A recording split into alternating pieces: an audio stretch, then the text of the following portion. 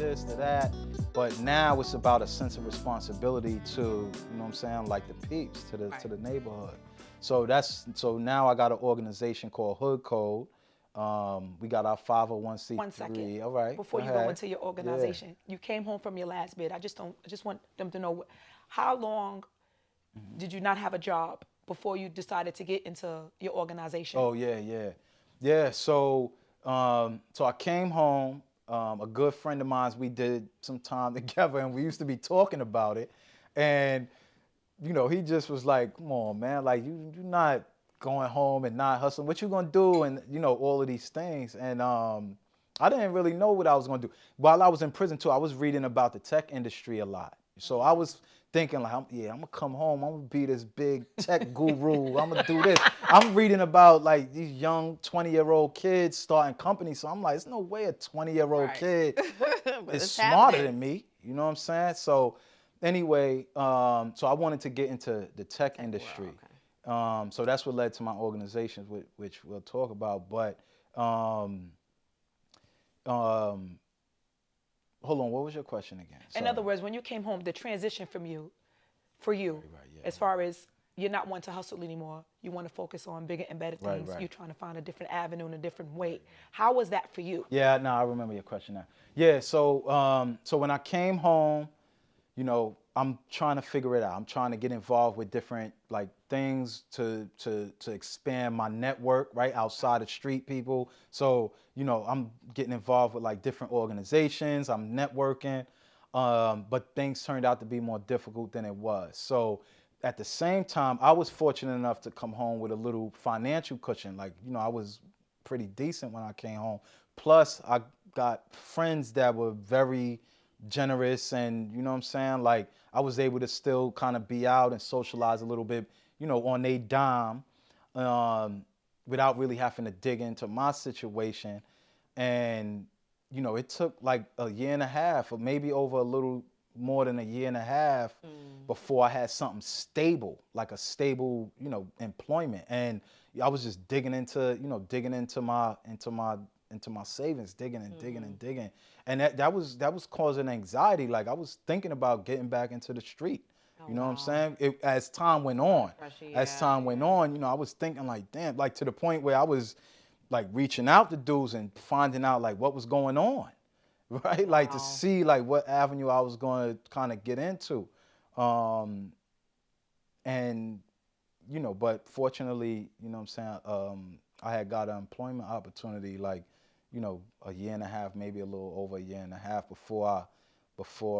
after I came home. So I was able to, that gave me some more time. Sign of relief. Right? Like, so now I'm like, all right, forget all that I was talking about. I'm good. I'm not going. Calling up like, yo, Manolo, you now. Yeah, what happened? Yeah, no, hold on, I'm gonna get back to you. I'm gonna circle back around.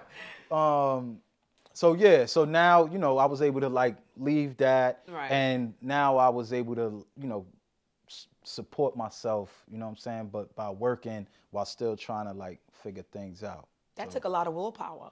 Oh yeah, no, it was tough. Yes. It's not easy. And I so think how did you maintain that year and a half? Just briefly, because I know we don't have much time. Yeah, no, it was just, I was fortunate. I was fortunate to have a savings. Okay. Like I was fortunate to come home like with a substantial amount of paper left over that gave me like that comfort. You know what I'm saying? Early in the beginning, I was good. Mm-hmm. I was thinking like, oh, I'm gonna have a job soon. I'm personable. Like I'm out here, I'm doing it. But it's hard. It's hard. Like, I don't got no formal education like that or nothing. So, it was difficult. Then I got a daughter. She's a teenager. That was demanding. I want to, you know what I'm saying? So I had, I was used to living a certain lifestyle. So I was kind of trying to like do a little bit of that, but at the same time be more frugal, live more modestly. Mm-hmm. But that started depleting, you know what I'm saying? That started depleting that cushion. So once the money started to deplenish, what did you start to do with the remaining of the money? Yeah. So once I was able to get a job, I was working, so now I had some stability. Okay. And part of my plan with getting out the street was to start doing things that squares do. So investment, no offense, you know what I'm saying? We was talking about that too. That's why I'm making a face. I'm like, nah, being a square is not. It's not negative. It's not a negative thing. Okay. I am a square. Now. So I'm gonna like, okay. now. So you're a L7 now. What's the L7? Okay, I just learned made this. that up. Wait, I'm gonna give you credit. It's a L and then a 7. It's a square. If you do all it like right, that. all right. Yeah, it's cute. Just a little cute. All right. Okay. So what I ended up doing was I like put a lot of my leftover savings into investments. Like I got some mutual funds, I got REITs, I got ETFs. Okay. So I did that because now it's really about longevity. Right. So, Was you knowledgeable about that, or someone guided you? No, so I self-educate. Like everything about my life is self-education. Wow. Yeah. Books. You're a Self-education, experience. You know what I'm saying? So yeah. All right. And I'm not like an active investor. Like I knew enough. Like, all right, I'm gonna buy this mutual fund. I'm gonna buy this. You know what I'm saying? I'm gonna let this happen, that happen. I leave and I just add to it, and that's that. But my goal is to, you know what I'm saying, be making a bunch of money again. You know what I'm saying, at some point. But if it take longer than usual, I got something happening. So tell us what led you to Hood Code. Yeah, What's the name of it? it's Hood Code. Yeah, Hood Code. Hood Code. Now you can elaborate. Right. So Hood Code is a part of that, like responsibility to the neighborhood, like I said. So like how we talked about early on in the conversation, you know, kids in the neighborhood, they have certain things that you might see that's available to them, certain career choices. Things are a little different now from when I was growing up too, in the you know, in the 80s and the 90s and all that. So Hood Code is understanding the importance of technology and how important it is, as far as like how important it's going to be just in our lives from here on out, right? From here on out. So Hood Code is introducing technology to kids growing up, specifically in NYCHA. So like in New York City Housing Authority, where I grew up, which is the hood, which is the projects, which is, you know, I'm trying to like stray away from, you know, these terms and these names that are used for the neighborhood like that. But so yeah, it's about introducing it and then providing mentorship and different things like that, and just creating a different opportunity, you know what I'm saying, and a different career choice for kids growing up in a neighborhood, and you know, to try to help guide those kids that gravitate towards it and show an interest in it, you know, help guide them. So it's about the introduction of technology, and then for those kids, we will help manifest their talents and help them into, you know, higher education, high schools, careers. You know, there's a number of different things. So when you mean introduced to, is it just coding, like teaching them Yeah, how to so code? Hood Code is teaching kids coding. Yeah, we use Scratch. We use Scratch is a text-based, is a block-based coding. So it's like putting puzzles together. But there's code in the, and it's teaching the concept and the logic of coding. But it's about introducing it, because most of the schools that our kids go to, at least in the neighborhood, they don't get coding education. Some more affluent or more you know, affluent neighborhoods, they sometimes get coding courses and things like that, but the schools don't. So, you know, I'm making sure that our kids get an opportunity. So what age do you cover? It's our kids are from 8 to 15. Nice. We say 8 to 18 because our teachers, our facilitators, are young adults from the neighborhood. They're the ones teaching. And as you teach, you learn too. Okay. So we say 8 to 18, but the actual kids that participate in the program are 8 to 15. Yeah. Where's this located at? So right now we working out of we working on Zoom now, but the goal is to get them into like so there's 302 NYCHA developments in New York City, and the goal is to get them into all the community centers and the zone schools, the schools around there, as an after school program. Oh, nice. So that it's accessible to the kids. So those kids who might be, you know, self-sufficient, like I'm sure we all grew up with a kid that was our age when we was 10 who his mother wasn't around or his guardian wasn't around. He or she, they was self-sufficient. They was doing their own thing. Right. So, you know, the goal is to make it accessible to those kids too. Like I don't want to leave out anybody. The most my sense of responsibility is to the most vulnerable. That's how I feel about it. And then everybody else is gonna, you know, gonna win. It's like a mentorship. You know? Yeah, all of that is gonna go into it. I like that. I definitely do. Yeah, nah. I wish I had some like. You should have. I know. I didn't even think about. I gotta step my marketing game. I gotta step it up. Where can they find the information? Is it a site or is it somewhere they can go online? Yeah. You know. So our Instagram is @HoodCodeNYC. We'll add it too on the bottom. Yeah. I appreciate that. So our Instagram is @HoodCodeNYC. That's our primary kind of like social media presence right now. The website is also it's hoodcodenyc.com. Okay. We had like a landing page up, but now I'm getting the website developed now. It should go live by the new year. The website should be up live. A dope website. It's gonna be official. Nice. So we building it out. Do you go to different NYCHA areas, or is it just now it's like with COVID? Yeah, we doing it on Zoom. Okay. So any kid that live in a New York City housing authority can participate now because it's on Zoom. Gotcha. But in person, we were doing it in Washington houses uptown. So it's not only for NYCHA kids, though, right? It's only for NYCHA kids. Yeah.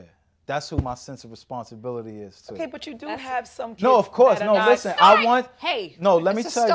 And I'm not trying to exclude, you know, anybody. But historically, you know, families in NYCHA have been, you know, the most overlooked. Right. You know what I'm saying? Families in NYCHA is the ones that, you know, have, you know, the lowest family household incomes. Like the family household income in a NYCHA community is like $25,000 a year for a family. Right.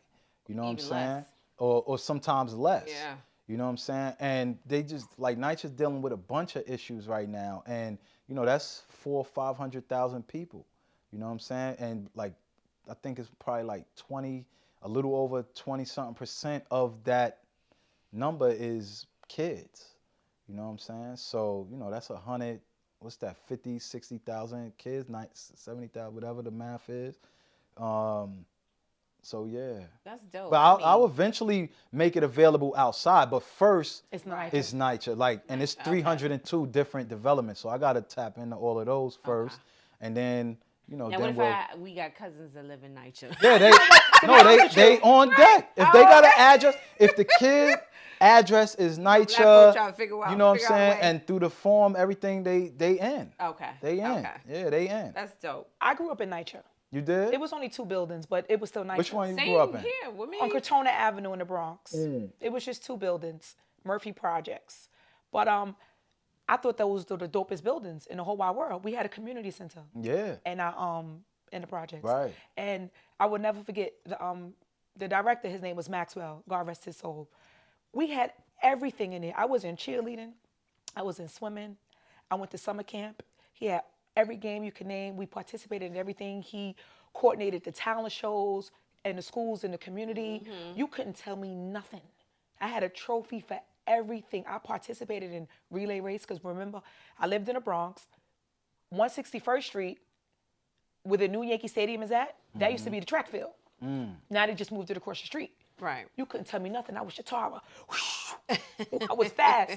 I loved living in the projects. And then I moved out of it when I was 12, and I never went back. Right. And I should have went back. Yeah. Because you got to help the people. Yeah, You really, really do. But because you have to keep in mind, well, we're around the same age. When we were growing up, they had programs. They don't have nothing. But Latchkey. I think within the past 10 years, the funding, they don't get it. No, and that's what happened. That's what's been happening on a trajectory like no other. Like that's what the problem is that the funding, the resources are being taken out. Just like anything when it comes to a black population, like the more black someplace gets, the more resources get taken out of it. You know what I'm saying? And that's what happened with you know what I'm saying, NYCHA. That's what happened with it. It's so sad. You know what I'm saying? So, you know, and listen, I don't, like, I'm not trying to speak in a way about it, or I don't think hood code is, you know, solving the greater problem. You know what I'm saying? I got other, like, ideas for that. Okay. But it's a proactive solution to a problem. You know what I'm saying? That I identified. And, you know, that's what it is. And, you know, like, people in NYCHA don't need no handouts. They need opportunity. They need, you know right, what I'm saying? resources. Yeah, people don't need people don't want handouts. Right. People need resources. People need opportunity. People need knowledge. People need information. You know what I'm saying? That's and true. the goal is to just bring those resources back and let people do with them what they're gonna do with them, which is they're gonna do what everybody else do. You're gonna make something happen.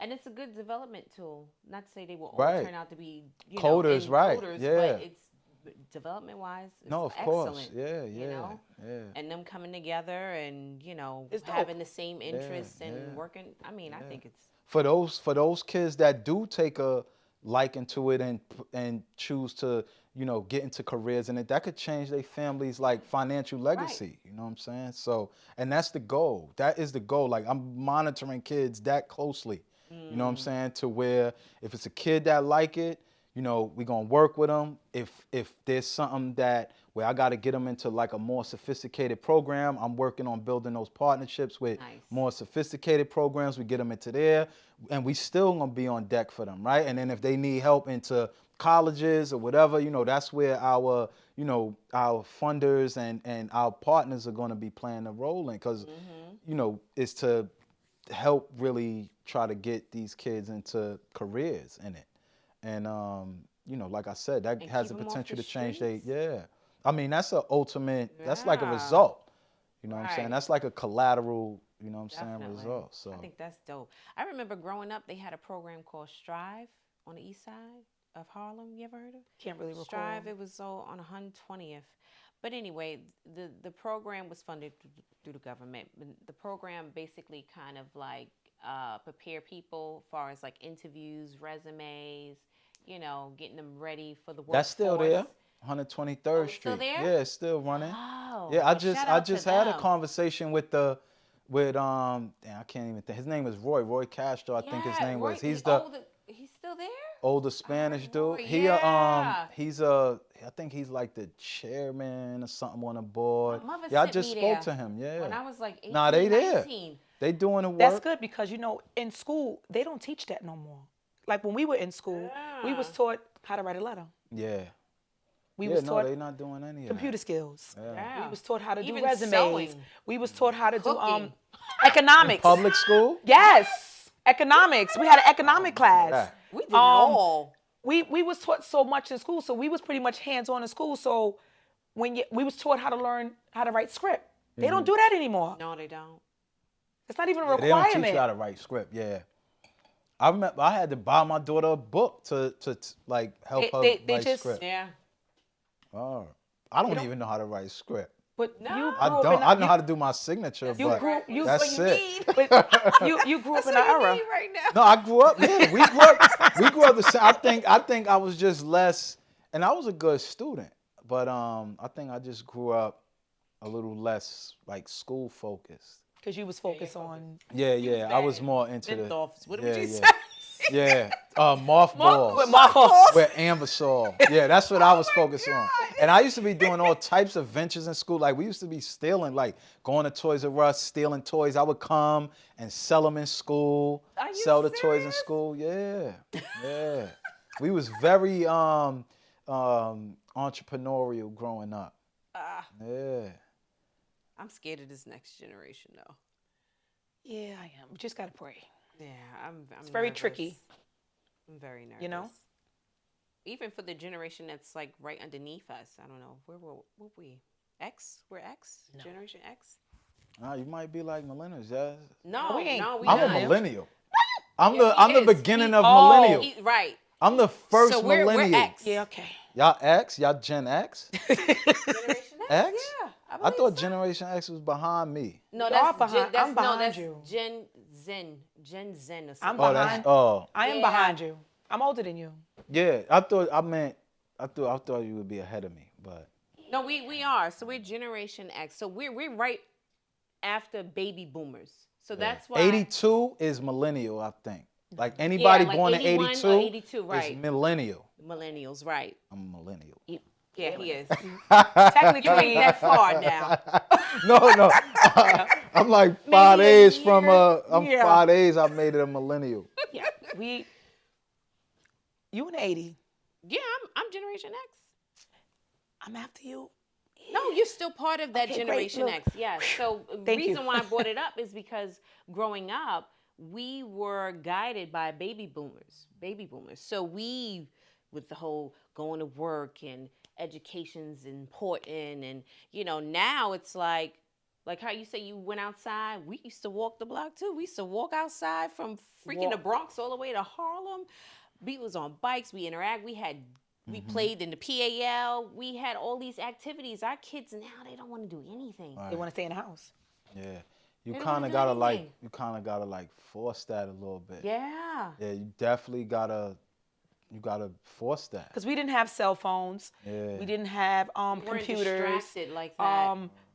We Our had kids to, are very distracted. when we got up in the morning, take a shower, brush your teeth and wash your face, eat breakfast, get dressed, go outside. Right. It wasn't an couldn't, right. option. Right. I don't want to go. You getting out of here. You have your breakfast and you go outside. And I had to be back in the house before the sun came down. Right. So, So what's wrong with doing that same thing? you're right, but I'm afraid for my child to just To be go out? the way that I used to be And outside. That's crazy Right. she says that because when we were growing up, it was bad Yes. in the streets. It's not that bad. It's not as No. bad as it was when we were Was. younger.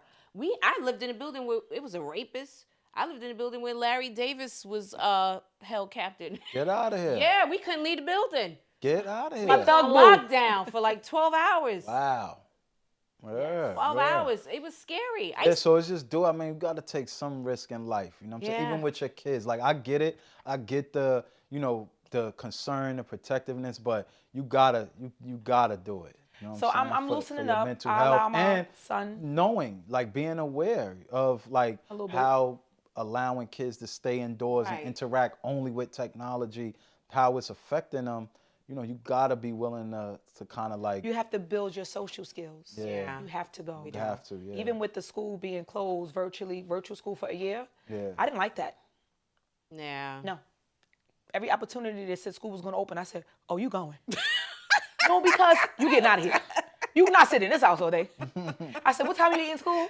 11 o'clock. I said, "Don't open my refrigerator after 11. Refrigerator after 11. You in and out, in and out, in and out." He gained so much weight Yeah, being my son home too. because it was just accessible to him. You eat like that in school? Don't eat like that in my house. What's wrong with you? You getting out of my I house? had an argument with him. Yeah, we gotta, because we're like. You don't wanna stray away, overtime. but I'm just I had saying- an argument with my son because he wanted 2 slices of pizza. I said, "No, you're not. You gonna eat 1 slice." But I'm hungry. Well, I just if he played want to ball. eat 2 slices, made him work out. Do some. Yeah, I Go put that shoot boy some on the basketball. bike. Do some push-ups. Oh, I make him do push-ups Oh, all and right. jump rope. We got the Yeah. jump rope right over there in the corner. I'd be Say, like, you want "Hey," 2 slices of pizza? I tell gonna him do that. this He'd be too. like, "Oh, forget it." All right then. Good. Good. But anyway- now go outside and play. Right. But thanks, Manolo, for being here. Nah, it was I good, appreciate thanks. Real quick, what this. jewels would you drop for the Yes. the generation that's after you? Yeah. The ones that seems to be in a lot of trouble, a lot of mischief kids. Yeah. What good advice would you actually have to say to them? Yeah. I mean, I would just I never really try to like preach really, but what I would say is like seek information. Seek information so that you can make informed decisions. Like, you know what I'm saying? Depending on where you at in life, what you got going on, what you doing. I'm not the one to like kind of I'm not gonna say I condone any, you know what I'm saying, like criminal activity, but I get it. I understand people's situations call for certain things, but just be informed, seek information. Don't, limit yourself to just what's around you, and seek like sophisticated, good information, and pay attention to the people around you, and what they feeding you, and and just be careful. Just be careful and be true to like what you say you're gonna do. I think that book changed your life. Well, a bunch of books changed my whole Well, the thinking. two that you mentioned while you were on. Yeah, nah, a bunch of them hit me different. You know, That's it good. hit different. That's good. Well, thank you. I appreciate you. I appreciate it. It was So great much. to be with y'all. I had a Same lovely here. Hopefully you come conversation. back again. Yeah, whatever. Hopefully we talk about some other More business topics. adventures. Yeah, business, street shit. I like, you know what I'm saying? Like, I'm He's cool with I'm whatever. whatever. Yeah. We can have like a All right. debate, have other dudes around, like whatever. You know what I'm saying? I'm cool. cool with Also whatever. supposed to be in that hot seat. Oh, yeah, we yeah. ain't gonna right. But his flight So ain't coming on someone time. inspired this segment. Mm. Our brother. Yes. Yeah. Corner to corner office. Shout out to Harry O. Nah, it's a dope segment. I hope I was helpful, and Oh, I hope yeah. Very informative. I hope y'all got Very- what y'all Yes. was looking for. Yes. I did. I appreciate you so much. All right, well, stay tuned, guys. Thank you for coming. Yeah. All right, peace.